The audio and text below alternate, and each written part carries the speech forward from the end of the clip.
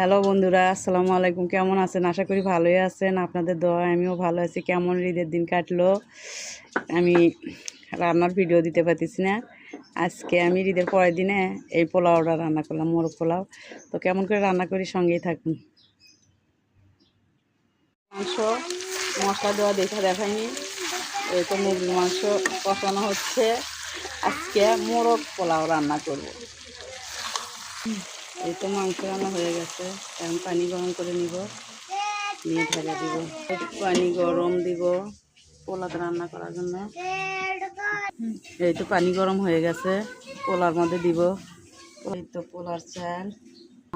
মাংস ইয়ে করা দেখায়নি, কিসের জন্য তাড়াহুড়ো করে রান্না করতেছি তো সেই জন্য। এই তো পাতি তুলে দিলাম, তারপরে তেল ঢেলে দিব। তেল গরম হয়ে গেছে, পেঁয়াজ নিলাম। এই তো পেস্ট ভাজে নিলাম বেরেস্তার জন্য। এই যে তেজপাতা দিয়ে দিলাম, ওটা দিয়ে দিলাম।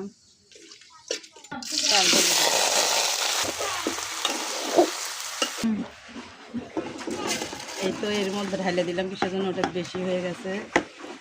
প্রতিদিন আমার এইরকমই হয়, কম করে চাল দিলে ভুলে বেশি করে চাল দিলে সাইকেলের মধ্যে ঢেলে দিলাম।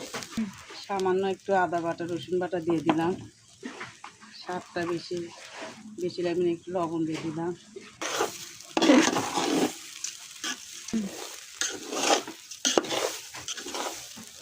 কয়েকটা কিশমিশ বাদাম দিয়ে দিলাম এর ভিতরে। হয়ে গেছে, এখন পানি দিয়ে দিব। এগুলো কিন্তু গরম পানি না দিলে একটা হবে, ঝরঝরা হবে না। কয়েকটা কাঁচামরিচ দিয়ে নিলাম। এই তো পোলাও লেড়ে দিব। এই তো লেড়ে দিলাম, মাংস দিয়ে দিব, লেড়ে দিব।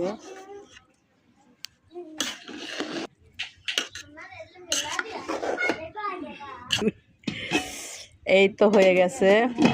এখন আমি এর মধ্যে বেরেস্তা ঢেলে দিব।